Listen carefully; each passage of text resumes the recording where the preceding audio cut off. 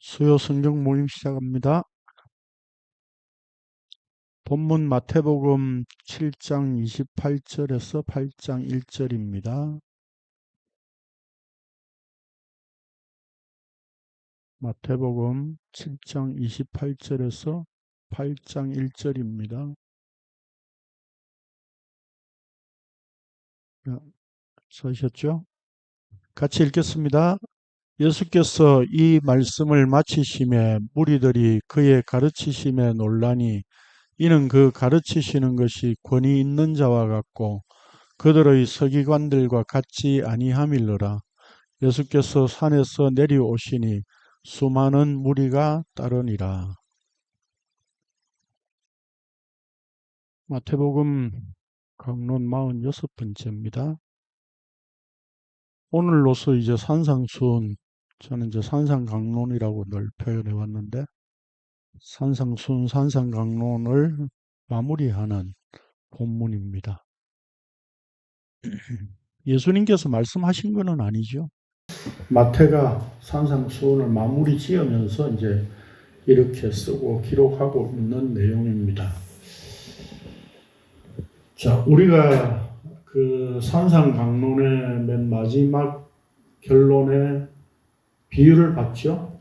뭐였습니까?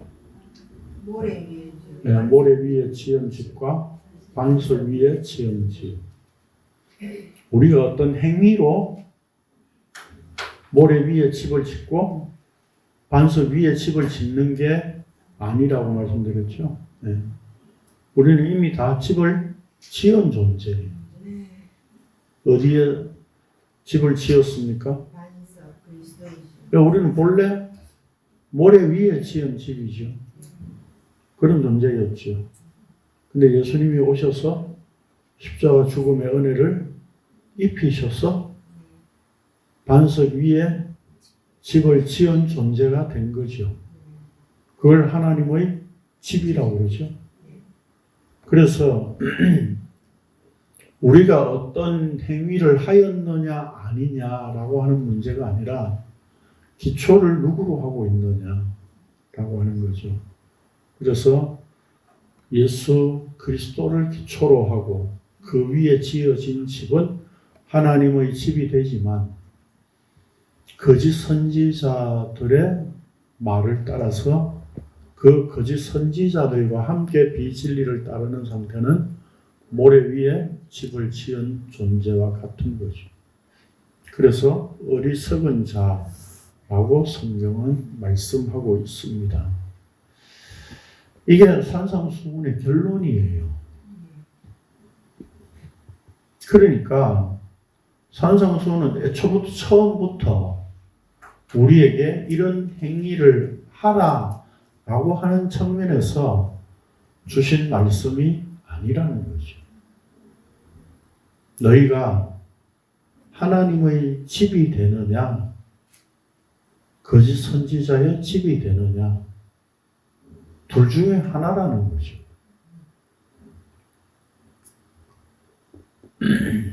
그래서 그걸 완성하기 위해서 예수님이 이 땅에 오셨다. 그래서 내가 율법을 완성하러 왔다. 폐하러 온 게 아니라 완성하러 왔다. 완성이라고 하는 말은 모든 율법의 내용이 다 예수 그리스도 안으로 흡수되는 거죠. 그래서 그분으로 완성되어지는 거예요. 폐하는 게 아니에요.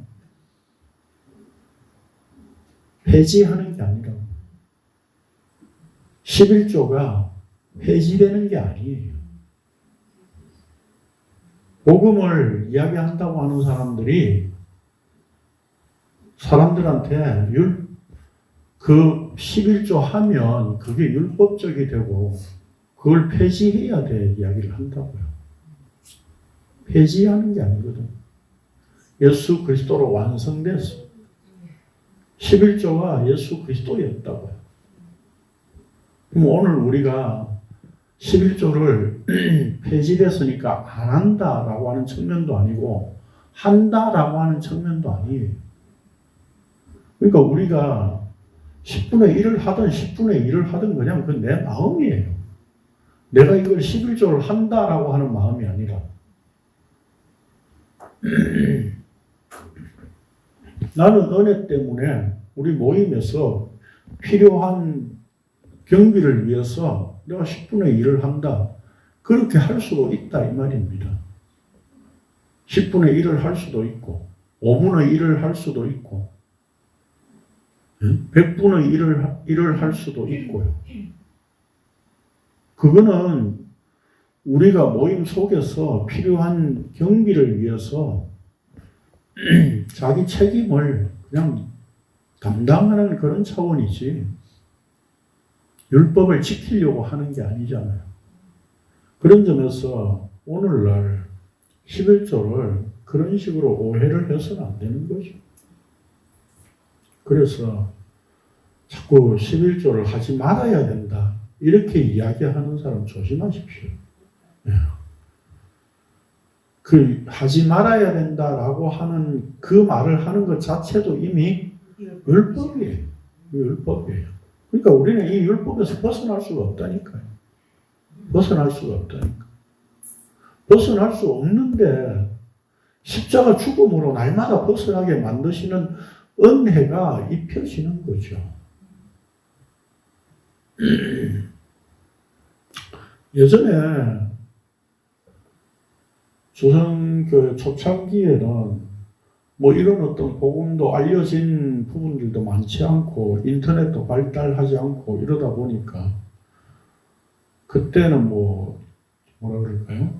대장간에서 이제 그 뭐 무료로 회보 같은 걸 만들어 가지고 사람들한테 그 대장간 사장님이 복음을 알리려고 서점에 이제 그 입구에 들어간 무료로 나눠주는 회보 같은 걸로 뭐 한 200만 원, 300만 원씩 들여가지고 만들어서 이제 무료로 막 나눠줬거든요. 그래서 저보고도 거기에 글을 기고를 좀 해달라고 해가지고 뭐 몇 년 했습니다. 사람들이 그걸 보고 이제 찾아오죠. 찾아와가지고 당신만 어떻게 이렇게 전하냐. 그러면서 하는 말이 다른 목사들은 그럼 다 틀렸다는 말이냐.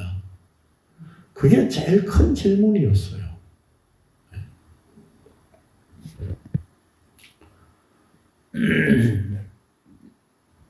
이제까지 우리가 들어온 사고방식은 늘 행위에 매여 있었다고요. 그러다 보니까 그 행위에 매인 것에서 어떤 질문을 해도 벗어나질 못해요. 그래서 마치 제가 열심히 공부해가지고 저만 어떤 새로운 어떤 이론을 정립해서 말하는 것처럼 그렇게 되게다 질문을 해요. 누구한테 배웠느냐? 뭐 이런 거. 예? 그럼 저희 대답은 간단하죠. 성령께서 알려주셨습니다. 깨닫게 해주셨습니다. 그럼 그 다음 질문이 뭔지 알아요? 그럼 네가 계시를 받았다는 말이냐? 이렇게 나오는 거죠. 혼자 직통 계시를 받았느냐? 그런 거 아니거든요. 예. 계시는 없습니다. 계시는 기록된 말씀으로 끝났어요.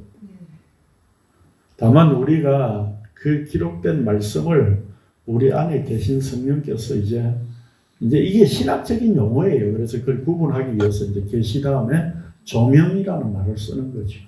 예. 밝히 보여주시는 거예요. 예. 눈을 뜨게 해주시고 길을 열어주시니까 보게 해주시는 거죠. 그렇게 이야기하면 되게 서운해해요. 뭔가 근거가 있을 거라는 거죠. 어떤 책을 보고 어떤 책을 보거나 누군가 가르침을 받았거나 뭐 둘 중에 하나로서 뭔가 이렇게 근거를 나보고 제시하라는 거죠. 근데 그런 건 없습니다. 물론 다른 사람들을 통해서 도움을 받은 부분들은 있죠. 그냥 그것들은 성령께서 알게 해주시고 깨닫게 해주신 어떤 하나의 작은 도구요, 방편일 뿐이지 그것 자체가 내가 말씀을 알게 된 어떤 결정적인 계기 전부라고 말할 수는 없는 거죠. 그런 점에서 오늘 우리가 행위를 다 뭐라 그럴까요? 이렇게 삭제시켜버리는 그게 복음이다라고 하는 것을 사람들은 잘 받아들이려고 하지 않아요. 근데 여기 말씀 안에 들어와 보니까 진짜 그게 은혜예요. 그게 은혜예요. 이제까지 은혜라고 하는 말도 너무 잘 모르고 썼어요. 예? 목사의 침 튀기는 자리 앞자리가 설교를 은혜 듣는 그런 자리인 것처럼 생각했고요. 예? 설교가 마음속에 확 와닿으면 은혜 받았다고 또 생각한다고요. 예? 은혜는 진짜 십자가라고 하는 그 죽음이 나한테 공짜로 나의 죄됨과 상관없이 그냥 하늘에서 입혀주신 거예요. 문득 생명으로 그분이 찾아오신 거예요. 이게 은혜인데 우리는 그 은혜를 오해했던 거죠. 그래서 유대인들도 마찬가지로요. 그 율법적인 행위에 막 찌들어 있잖아요. 서기관과 바리새인들의 가르침에 의해서. 그런데 한국 교회는 서기관과 바리새인들의 그 율법적인 행위에 반도 못 따라가요. 얼마나 잘 지키는데요. 그런데도 야고보서에서 뭐라고 그럽니까? 나중에 나오지만 한 가지라도 어기면 우리가 뭐 법 다 잘 지키다가도 한번 뭐 법을 어겼다. 횡단보도 아닌 대로 그냥 건너갔다. 그러면 그게 뭐예요? 그냥 범죄자잖아요. 세상에서 말하는. 그러면 오늘 우리 하나님의 말씀, 율법을 그렇게 본다면 우리는 다 범죄자일 수밖에 없는 거죠. 그런 점에서 예수님께서 산에서 지금 이 율법의 본질을 밝혀주시는 말씀을 선포했어요. 그리고는 다 마치고 지금 이제 산에서 내려오신 거예요. 이거 봅시다. 28절 봅시다. 예수께서 이 말씀을 마치심에 무리들이 그의 가르치심에 놀라니 이는 그 가르치시는 것이 권위 있는 자와 같고 그들의 서기관들과 같이 아니함이로라. 이 마치심에라고 하는 말의 텔레오는 끝내다, 완성하다, 성취하다라고 하는 뜻입니다.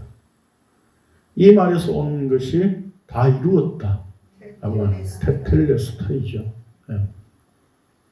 그러니까 예수님이 이제 말씀하시고 끝났다 이런 의미라기보다는 말씀의 완성을 지금 드러낸 거죠. 논란이라고 하는 말의 헬라어 에크플레소는요. 에크는 뭐뭐세스부터 뭐뭐 때문에 라고 하는 뜻이고요. 플레소는 우리가 요한계시록 할 때 했죠. 재앙이 플레소라고 하는 말에서 왔죠. 계속 이렇게 때리는 거예요. 플레소 때리다 치다.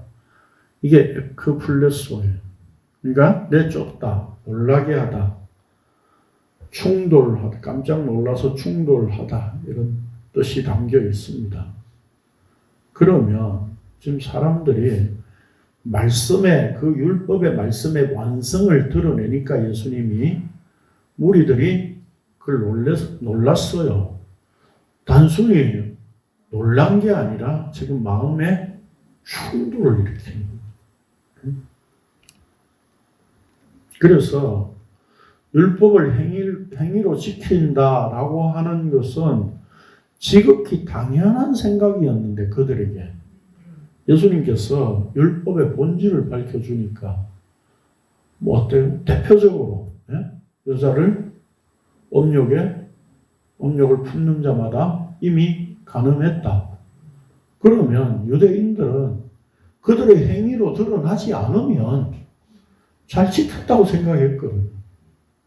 그런데 우리의 마음이 죄악된 것이다 라고 하는 것을 폭로시켜주는 게 율법이라고 예수님 말씀하시니까 그들 마음속에 충돌이 생길 수밖에 없는 거죠. 결국 뭡니까? 너희들이 이제까지 서기관과 바리새인들을 통해서 가르침을 받았던 그 서기관과 바리새인들이 주여 주여 하는데 권능은 나타내는데 뭐라고요? 그들이 거짓 선지자. 그럼 거꾸로 이야기하면 뭡니까? 율법의 본질을 밝혀주고 그 율법의 완성을 이루시는 예수님 자신이 참 선지자다. 그런 말씀이 되는 거죠. 결국 뭡니까? 선지자들은 다 행위를 하는 것으로 말씀을 드러내려고 했다. 그래서 우리가 외식을 정의할 때 뭐라고 정의했습니까? 보이지 않는 네. 하나님을 보이지 않는 하나님을 보이는 행위로 자꾸 보여주려고 하면 그게 외식이 되는 거예요. 네. 그러니까 하나님은 하나님 자신만 온전히 드러내 보여줄 수 있는 거죠. 그 하나님을 예수님이 이 땅에 사람으로 오셔서 십자가 죽음으로 드러내셨어요. 그러니까 하나님은 하나님 자신만 나타내 보여줄 수 있는데 우리가 그 하나님을 자꾸 우리의 행위로 보여주려고 하면 그게 외식이 되는 거죠. 그러니까 나는 진실되게 1시간 예배 드렸는데 왜 그걸 외식이라고 그래? 라고 질문 얼마든지 할 수 있어요. 근데 내가 그렇게 경건하게 예배 드리는 것으로 하나님이 이 엄숙한 자리에 임재해 계신다고 자꾸 보여주려고 하면 그게 외식이 되는 거예요.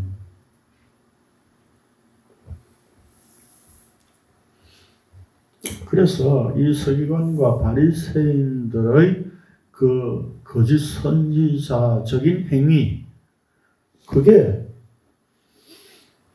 율법의 말씀에 의한 것이지만 그 율법의 말씀에 의한 것은 우리의 행위로 보여줄 수 있는 게 아니다.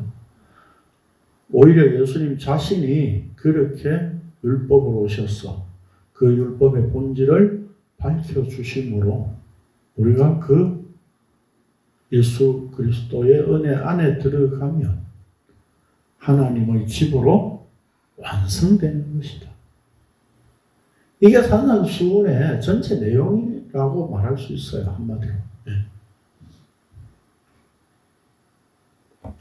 그런데 그들은 놀랍고 마음의 충돌이 있었지만 그걸로 끝이죠. 그래서 예수님을 그리스도로 인정하지 않았습니다. 끝까지 가보면 무리들이 예수님을 십자가에 못 박으라고 했죠.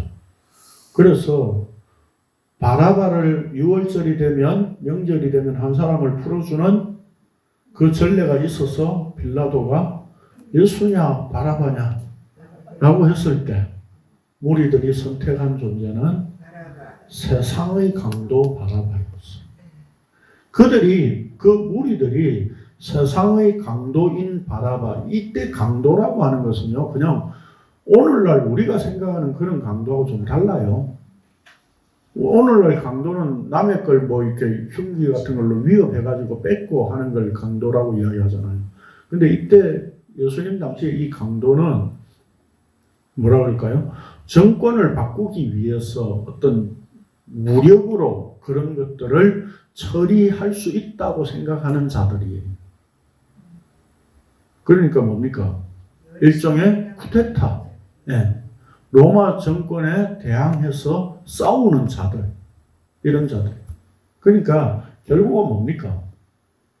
힘으로 그걸 뒤집을 수 있다고 생각하는 자들인 거죠. 그런 자들이 강도예요. 그러니까 결국 뭡니까? 오늘날 우리가 율법을 행해서 하나님을 기쁘시게 하고 하나님 나라에 들어갈 수 있다고 여기는 것과 별반 다를 바 차이 없는 거죠. 그런 점에서 우리가 다 강도인 거죠. 하늘의 영생을 내 것으로 뺏어 오려고 했다고요. 그렇게 율법적인 행위를 했어. 그게 도둑질 하지 말라라고 하는 열 말씀의 의미잖아요. 결국 무리들은 바로 그런 존재들입니다. 그러니까 그 무리들이 그렇게 바라바를 선택했다는 것은 이 땅에 있는 모든 존재들이 다 그렇게 바라바를 선택하는 존재로 그 무리들이라고 하는 존재 자체가 율법적인 행위 안에 심판 아래 있는 존재들이다라고 하는 것을 보여주고 있는 거죠. 그래서 예수님께서 이렇게 말씀하셨습니다. 비유에 대해서 말씀하실 때도요. 13장에 보면 이렇게 말씀했습니다. 시작. 제자들이 예수께 나와 이르되 어찌하여 그들에게 비유로 말씀하시나이까? 대답하여 이르시되 천국의 비밀을 아는 것이 너희에게는 허락되었으나 그들에게는 아니 되었나니.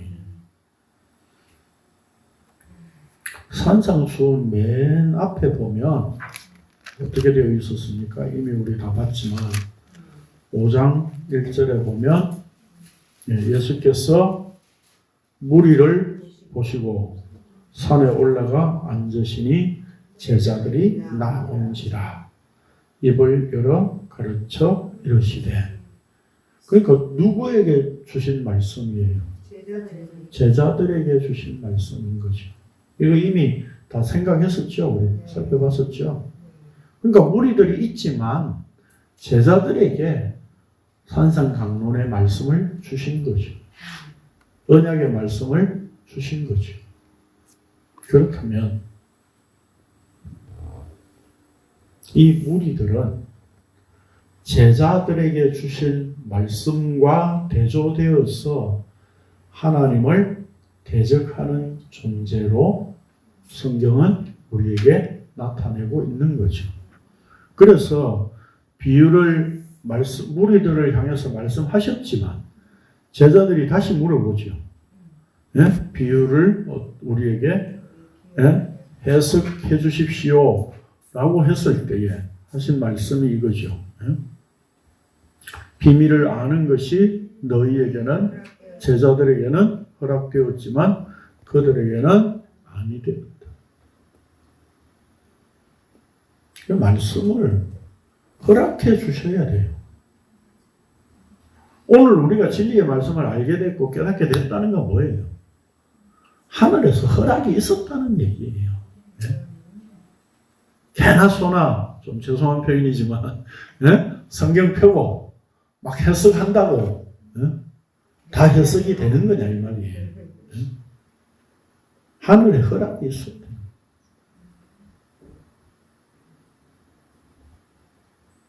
뭐 또 이런 이야기하면 그럼 뭐 너만 허락받았다라고 그럴 수 있는데 우리가 그 허락이라고 하는 것은 하늘에서 어떤 그 뭐랄까요 권세를 가지신 분이 주신다는 의미고 결국 우리가 말씀을 이해하고 깨닫는다는 것은 성경 전체적인 맥락 속에서 서로 뭡니까? 충돌이 없어야 되는 거죠. 일관된 흐름 속에서 이해를 해야 되죠. 그래서 전에도 말씀드렸지만 오늘날 교회가 일관된 흐름이 아니잖아요. 기도를 하라는데 구체적으로 필요한 것을 조목조목 다 이렇게 구체적으로 기도해야 된다고 이야기하잖아요. 그런데 다른 본문 보니까 하나님은 우리에게 있어야 할 것을 아신다 했어요. 네? 그럼 그런 말씀은 어떻게 해석합니까? 아시지만 우리가 기도하고 막 이렇게 하나님 앞에 매달리는 걸 하나님이 보기를 원하신대요. 네? 그렇게 해석한다고. 네? 그럼 이게 앞뒤가 안 맞잖아요. 그러니까 우리가 이럴 때는 이렇게 해석하고 저럴 때는 저렇게 해석하고 결국 그 기준이 바뀐다는 이야기는 뭡니까? 기준이 바뀐다는 이걸 위해서. 변하지 않는 하나님께 기준이 있는 것이 아니라 네. 예수 그리스도께 기준이 있는 게 아니라 변하는 사람에게 기준이 있는 거죠.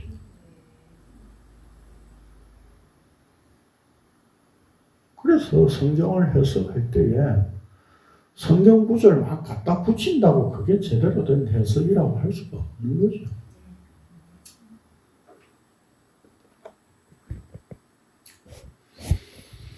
결국 하늘의 허락이라고 하는 것은 말씀의 권세는 그분께만 있다라고 하는 거죠.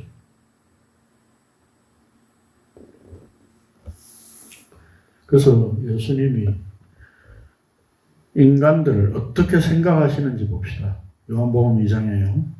시작. 6월절에 예수께서 예루살렘에 계시니 많은 사람이 그의 행하시는 표적을 보고 그의 이름을 믿었으나 예수는 그의 몸을 그들에게 의탁하지 아니하셨으니 이는 친히 모든 사람을 아심이요 또 사람에 대하여 누구의 증언도 받으실 필요가 없었으니 이는 그가 친히 사람의 속에 있는 것을 아셨습니다. 사람의 증언을 받는 분이 아니에요. 우리가 전도하고 선교하고 외국에 가가지고 그렇게 못 사는 나라에 빵 줘가면서 양식 나눠 줘가면서 복음을 전해야 이 사람들이 복음을 받아들일 수 있어 라고 생각하는 것 자체가 어불성설인 거죠. 네?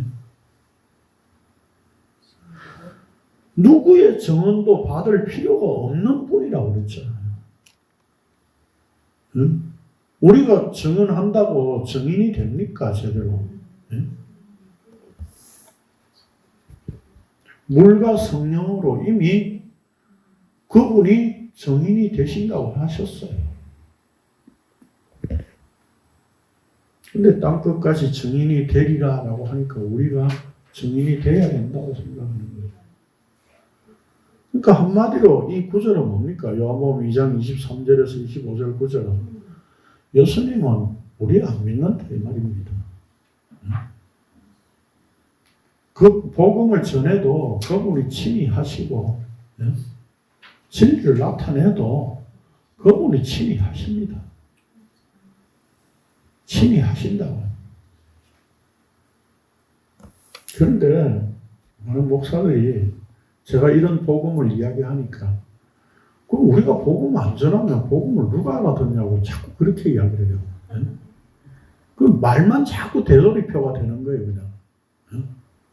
성령께서 하신다니까요.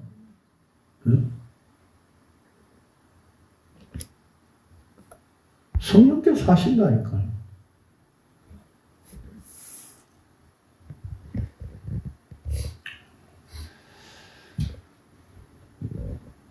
그 성령께서 일하심을 인정하고 믿는 자가 그리스도와 하나 된 자죠. 그분의 능력을 아니까.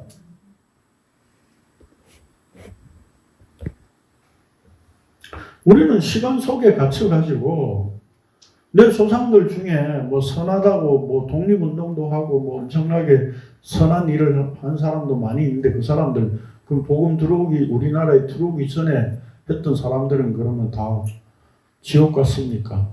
이런 이야기를 한다고요. 네? 그래서 대표적으로 뭐 세종대왕 훌륭한 일을 하고 뭐 이순신 장군도 왜군을 물리치고 얼마나 훌륭한 일을 했는데 지옥 갔습니까? 그런 일을 하고 안 하고의 문제가 아니라 예수 그리스도를 믿었느냐, 다시 말해서 믿어졌느냐 아니냐라고 하는 문제예요. 오늘 우리는 시간 속에 있기 때문에 그걸 다 몰라요. 그렇잖아요. 역사 속에서만 판단하면 아니라고 할 수 있겠죠. 그러나 하나님은 묵시로 임하시는 분이니까 우리가 거기에 대해서 답변을 할 수 없는 건 사실이죠. 그러니까 성경 기록된 번역된 성경이 들어오기 전에도 얼마든지 예수 그리스도를 믿게 하실 수 있는 분이에요. 그러나 오늘날은 분명히 하나님의 계시를 기록된 말씀으로 주셨으니까 기록된 말씀으로 복음을 믿게 만드시는 방법으로 일하시는 거죠. 결국 뭡니까? 우리는 그 거짓 선지자들의 가르침에 매여 있고 그 거짓된 가르침, 비진리에 사로잡혀 있기 때문에 예수님이 비가 내리고 창수가 나고 바람이 불어 모래 위에 지은 집은 무너지고 그 무너짐이 심하니라 그랬어요. 결국 비, 창수, 바람은 하나님께서 심판하신다는 것에 대한 상징적인 이미지죠. 그래서 에스겔 13장 말씀을 보면 이렇게 되어 있습니다. 시작. 그러므로 너는 회칠하는 자에게 이르기를 그것이 무너지리라. 폭우가 내리며 큰 우박덩이가 떨어지며 폭풍이 몰아치리니 그 담이 무너진 적 어떤 사람이 너희에게 말하기를 그것을 칠한 회가 어디 있느냐 하지 아니하겠느냐. 그러므로 나 주 여호와가 말하노라. 내가 분노하여 폭풍을 퍼붓고 내가 진노하여 폭우를 내리고 분노하여 큰 우박 덩어리로 무너뜨리리라. 회칠한 담을 내가 이렇게 허물어서 땅에 넘어뜨리고 그 기초를 드러낼 것이라.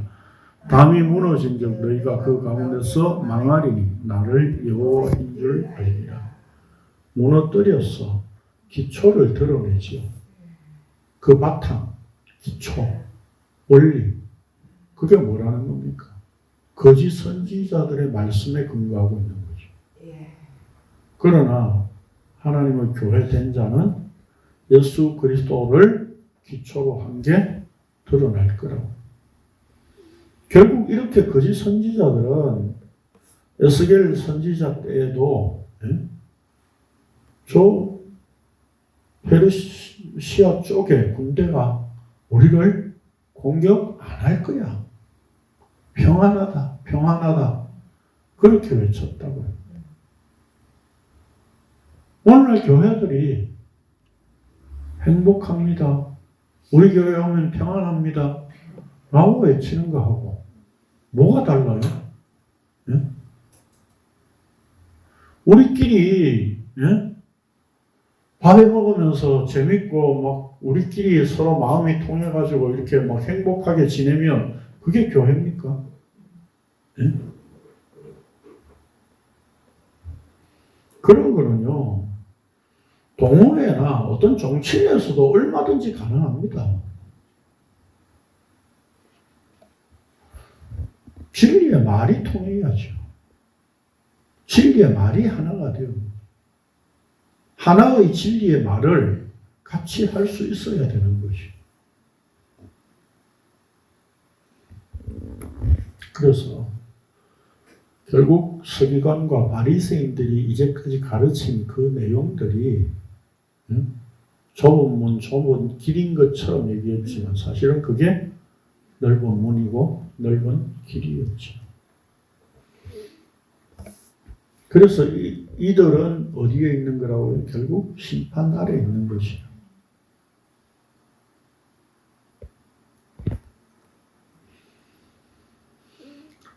그래서 야고보 사도가 이야기한 걸 봅시다. 2장 아까 말씀드린 대로 시작. 너희가 만일 성경에 기록된 대로 내 이웃 사랑하기를 내 몸과 같이 하라 하신 최고의 법을 지키면 잘하는 것이거니와 만일 너희가 사람을 차별하여 대하면 죄를 짓는 것이니 율법이 너희를 범법자로 정죄하리라. 누구든지 온 율법을 지키다가 그 하나를 범하면 모두 범한 자가 되나니 간음하지 말라 하시니가 또한 살인하지 말라 하셨은즉 네가 비록 간음하지 아니하여도 살인하면 율법을 범한 자가 되느니라. 너희는 자유의 율법대로 심판받을 자처럼 말도 하고 행하기도 하라. 긍휼을 행하지 아니하는 자에게는 긍휼 없는 심판이 있으리라. 긍휼은 심판을 이기고 자랑하느니라. 긍휼이 뭡니까? 다른 말로 바꾸면 은혜죠. 네, 은혜. 긍휼은 불쌍히 여김이거든요. 우리 말에 낱말을 그대로 뭡니까? 뜻풀이하면 불쌍히 여긴다는 거거든요. 그 불쌍히 여기심이 하나님이 은혜를 베푸시는 것인 거죠. 그러니까 율법을 가지고 어떻게 행했느냐라고 하는 문제가 아니라는 거죠.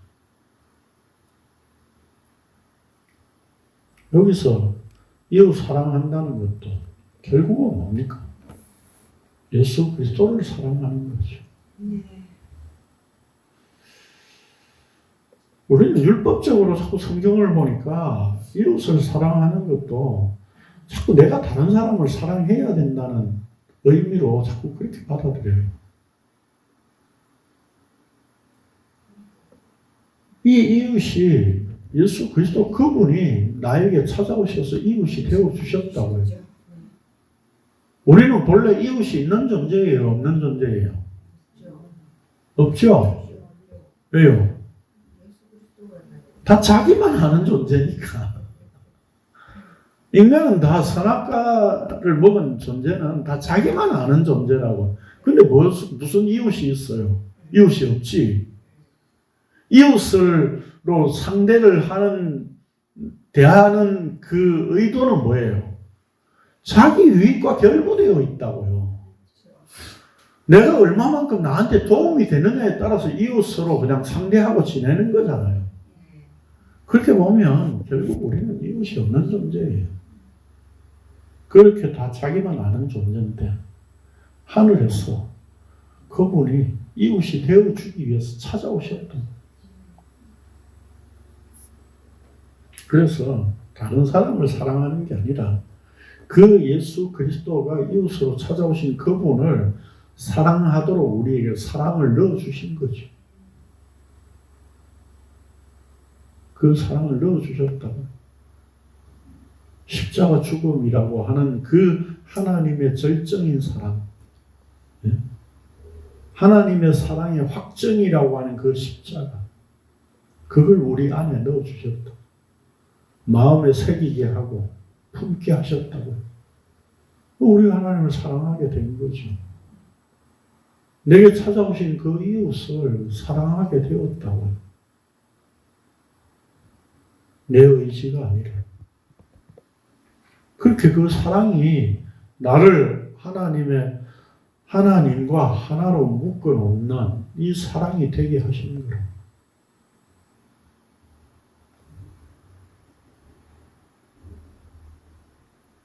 그래서 우리가 이웃을 사랑한다는 말은 결국 이제 하나 더 나아가면 우리가 이웃들에게, 내가 상대하는 사람들에게 진리의 말씀을 넘겨주면 그게 이제 이웃을 사랑하게 되는 거죠.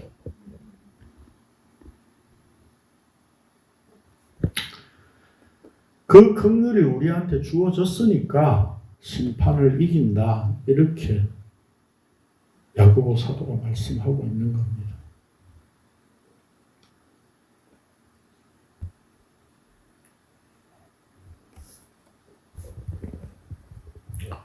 그래서 결국은 이 긍휼이, 은혜가 우리한테 주어져서 산상순 초두에 말씀하신 것 뭐죠? 심령이 가난한 자의 복, 애통하는 자의 복, 온유한 자의 복, 의에 줄이고 목마른 자의 복, 긍휼히 여기는 자의 복, 마음이 청결한 자의 복, 화평하게 하는 자의 복, 의를 위하여 박해를 받은 자의 복, 이게 우리 안에 이루어진 거죠. 이 복을 주겠다고 창세기 시작부터 말씀하셨다고. 땅에 충만하라. 그러니까 우리가 그걸 막 문화명령이라고 해가지고 막 지키려고 하고 세상을 깨끗하게 해야 된다는 둥 막 했는데 알고 보니까 그렇게 생육하고 번성하고 땅에 충만하게 하는 것은 예수 그리스도 그분이 이 땅에 오셔서 이 땅에 진리로 충만하게 만드셨다고. 이제 진리가 이렇게 보이는, 들리는 비밀로 다 밝혀주셨어요.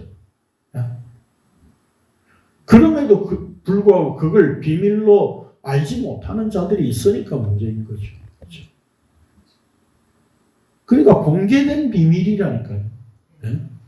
다 밝히 드러났어요. 예?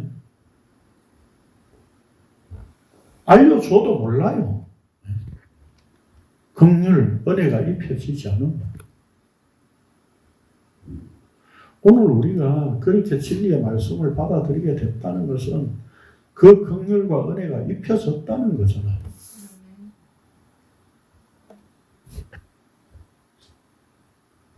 이거 하시려고 하나님 그분이 찾아오셨어요. 어떻게 찾아오셨습니까? 8장 1절에 보니까 예수께서 산에서 내려오시니 이 산은 본래 뭘 빗댄 거라고 말씀드렸죠? 5장 1절 처음에 할 때에 신의 산 이야기였죠. 신의 산. 신의 산. 율법을 하나님이 주실 때에 모세를 통해 율법을 주실 때 신의 산에 강림하셨어. 신의 산에 내려오셨어. 그래서 신의 산 자체도 전에도 말씀드렸듯이 하나님이 강림하셨잖아요. 이 모세와 여기에 70인 장로, 모세, 그 다음에 아론, 뭐 이런 사람들이 있었고, 모세 있었고, 전때,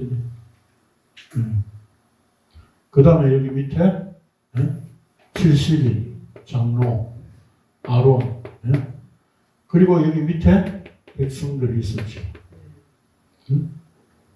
이거 자체가 뭐였습니까? 성막, 뜰이고, 이게 성소였고, 이것이 지성소였죠. 이걸 그대로 보여준 게 성막인 거죠. 이 그림을 그대로.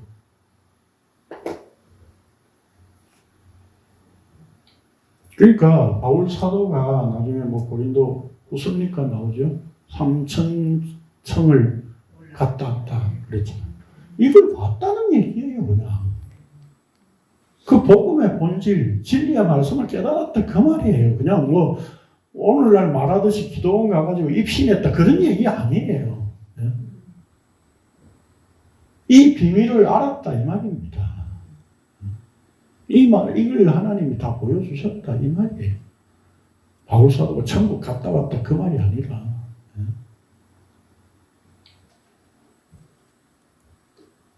이게 삼천천이고, 이게 뭐예요? 3일 길이에요.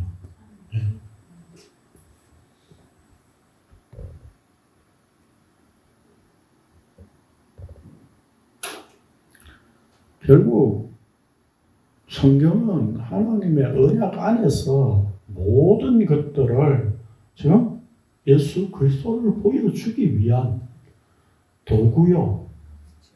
뭐랄까요? 교보제에 불과한 거예요. 이 땅에 있는 모든 것들.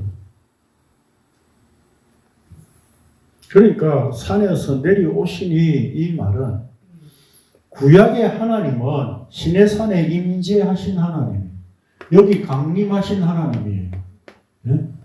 이게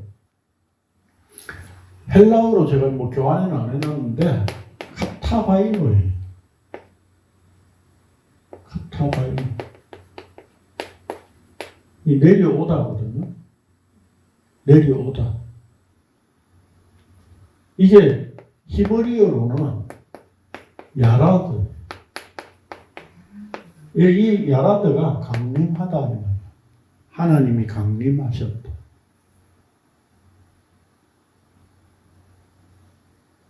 이 야라드를 헬라어로 쓰면 카타바이노예요. 카타바이노. 그러니까 예수님이 지금 산에서 내려오셨다 이 말은 단순한 의미가 아니에요. 산상수훈 강론을 통해서 신의 산에서 하나님이 율법을 주셨던 그 하나님을 산상수훈 강론을 통해서 다 말씀하시고 드러내셨어요. 구약의 하나님은 여기서 강림하시고 다시 올라가신 하나님으로 표현하고 있어요. 그러나 이제 예수님이 이 땅에 오셔서 산상수훈, 산상강론을 통해서 율법의 본질을 밝혀주심으로 하나님이 시내산에서 율법을 주신 그 하나님으로 자신을 나타내시고 하늘로 올라가신 게 아니라 산에서 이제 내려오셨어요. 내가 이제 십자가 죽음으로 이걸 완성할게. 이런 의미다 이 말입니다. 그래서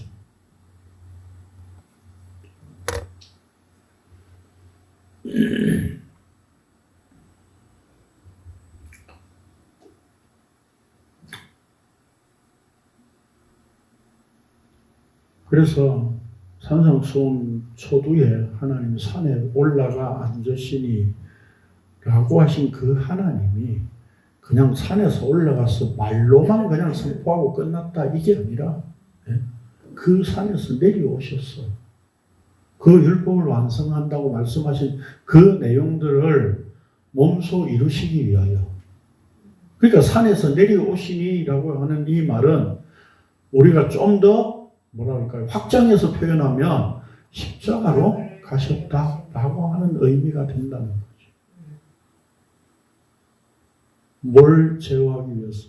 우리의 모든 행위를 삭제시키기 위해서.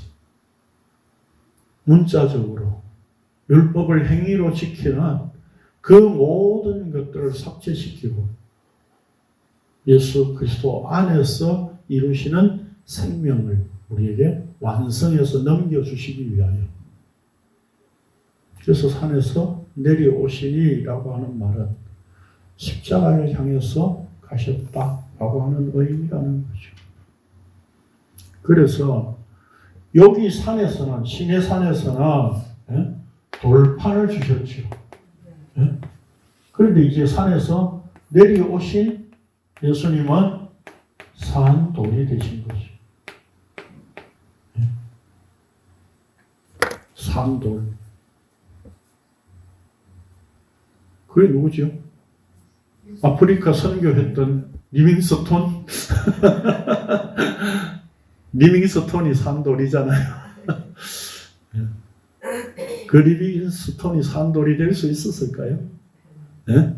아프리카에 그렇게 숭고하게 선교를 하고 순교를 했다고 한다 하더라도 진짜 산돌은 예수 그리스도밖에 없습니다. 이 돌판은 사람들이 보고 읽고 행하려고 했다고요. 그런데 이 돌판은 산돌이니까 우리 안에 들어와서 돌이 되셨어요. 산돌로 그냥 찾아 들어오셨어요. 그래서 우리 마음에 그 법을, 생명의 법을 새기셨다니까.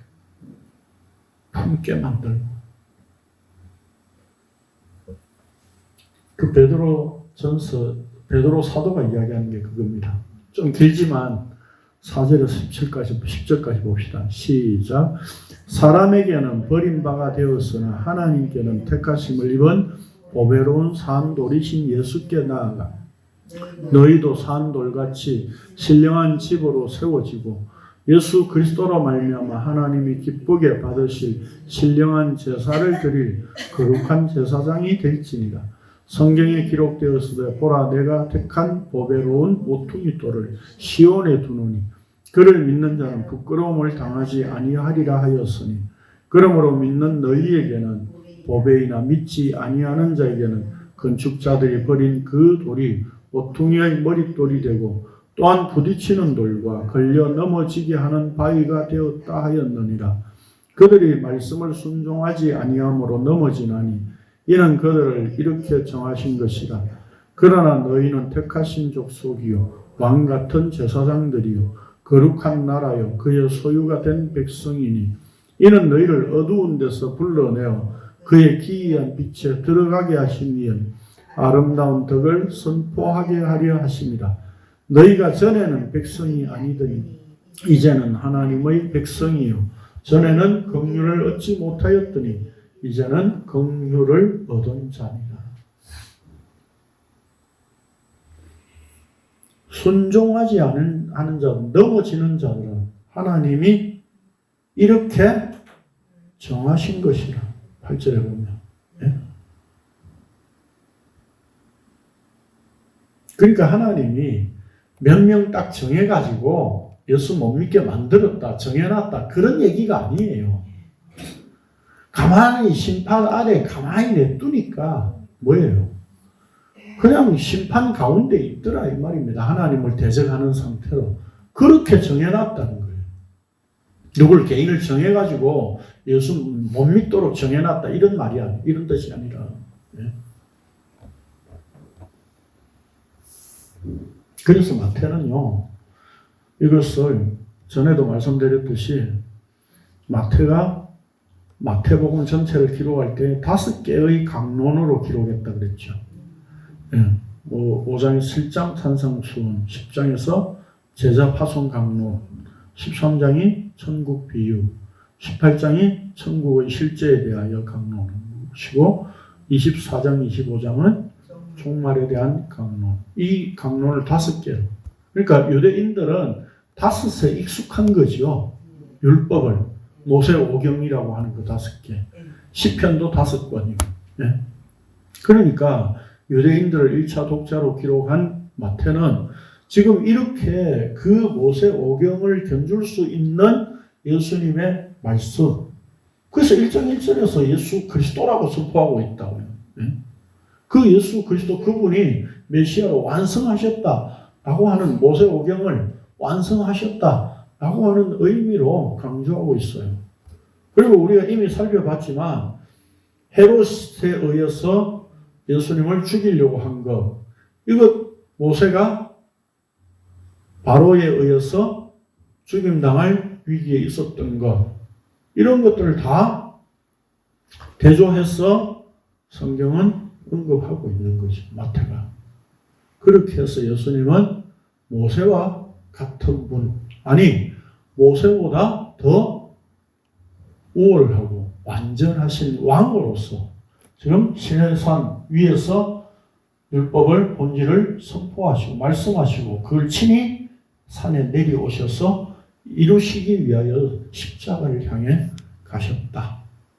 이렇게 선포하고 있는 겁니다.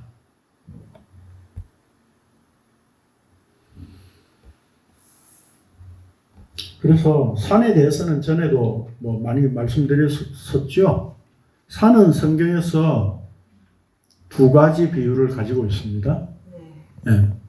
힘과 권세를 상징하는데 하나님이 예레미야 4페이지입니다. 예레미야 51장 25절에 보면 사냐 보라 나는 내 원수라. 그러니까 이스라엘이 하나님을 대적하여 있는 것을 지금 산이라고 비유하고 있고 그 산은 하나님을 대적하는 원수라고 이야기를 하고 있습니다. 그러니까 인간들이 바벨탑을 쌓고 어떤 산으로 비유하고 이런 것들은 하나님의 그 권세에 도전하는 힘과 권세를 상징하는 거니까 그런 것으로 나타내고 있었다 이 말입니다. 하나님은 그 산을 무너뜨리고 하나님 자기 산에 불러 올리실 것이라는 그 산을 성경은 시온산이라고 이야기를 하고 있죠. 그래서 이사야 2장 2절에 보면 말일에 여호와의 전에 산이 모든 산 꼭대기에 굳게 설 것이요 모든 작은 산 위에 뛰어나리니 만방이 그리로 모여들 것이라. 구원을 이렇게 표현하고 있는 거죠. 그래서 요한계시록 14장 1절에 보면 또 내가 보니 보라 어린 양이 시온산에 섰고 그와 함께 14만 4천이 서 있는데 그들의 이마에는 어린 양의 이름과 그 아버지의 이름을 쓴 것이 있더라. 결국 시온산은 예수 그리스도의 십자가 죽음으로 인한 교회로 완성된 그걸 14만 4천으로 표현하고 있는 거죠. 이 14만 4천이 신천지 교회가 아니에요. 예수 그리스도의 몸된 교회를 지칭하는 거죠. 성도. 참 재밌는 거는요. 그렇게 산에서 내려오셨는데 사람들이 어떻게 해요? 무리들이 예수님을 잡아다가 산으로 끌고 가서 십자가에 못 박아 죽였어요. 그게 골고다 산이죠. 그걸 라틴어로 하면 갈보리산이라고 그러죠. 네. 갈보리산은 성경에 나오진 않습니다. 그게 라틴어로 변형해가지고 된 표현이 갈보리산입니다. 그런데 하나님이 그 골고다를 구원의 시온산으로 되게 만드신 거죠. 그러니까 십자가는 우리가 하나님을 대적한 것에 대한 상징이면서 동시에 하나님이 우리에게 생명을 은혜로 허락하신다는 상징이 되었듯이 골고다는 우리 인간들이 하나님을 대적해서 우리도 하나님을 얼마든지 죽일 수 있습니다 라고 하는 우리 힘과 권세를 나타내는 상징적인 산이면서 동시에 우리의 그 힘과 권세를 하나님이 무너뜨리시고 자기 산으로 세우셔서 구원의 시온 산이 되게 만드신 하나님의 은혜의 상징인 거죠. 그래서 산에서 말씀을 선포하고 마쳤으니까 산에서 내려오는 건 지극히 당연한 거 아니냐. 이렇게 저도 옛날에 봤던 말씀인데 네? 복음으로 다시 보니까 그 산에서 내려오셨다는 표현은 십자가를 향해서 가셨다는 것이고 그래서 그 십자가를 향해 가셨다는 것은 결국 그 시내산에서 말씀하신 율법의 모든 것들을 인간들은 문자적인 자기 행위로 문자적인 율법으로 갖고 자기 행위로 이루어내려고 했던 그 모든 것들을 무너뜨리고 우리의 권세, 힘으로 생각하고 있는 그 우리의 행위의 모든 것들을 무너뜨리시고 새로운 산으로 십자가 은혜의 산으로 바꾸셨어요. 그래서 십자가 산에 골고다 산에 십자가에 우뚝 서서 그 죽으신 예수 그리스도의 죽음은 하나님 편에서 이루신 구원이다라고 하는 너무도 분명한 상징적인 선언이요 선포입니다. 하나님 자기 언약으로 이루신 말씀이다라고 하는 것을 나타내고 있는 골고다 산의 십자가예요.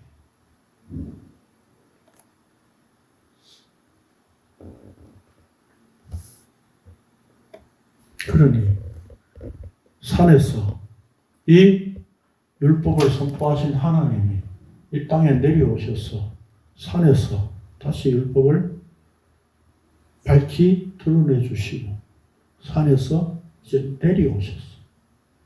십자가 지심으로 이 모든 말씀을 완성하셨어.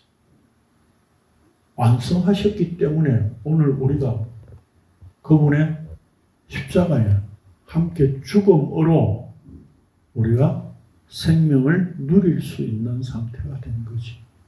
이게 은혜로 이루어졌다. 이걸 보여주는 게 골고다 산이에요.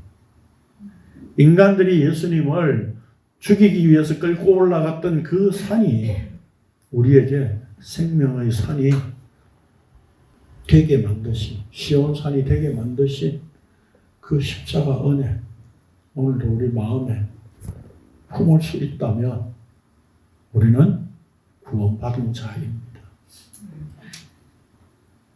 나의 행위와 상관없이 내 율법적인 것 아무것도 행하지 않았더라도 하늘의 은혜를, 말씀을 하늘에서 결제 도장 찍어서 허락해가지고 우리에게 은혜로 공짜로 무상으로 무료로 그저 주신 이 십자가 은혜가 오늘 우리 마음에 계속 새겨질 수 있기를, 진리의 영이 계속 그렇게 일하실 수 있기를 날마다 우리는 또 기도할 수밖에 없습니다.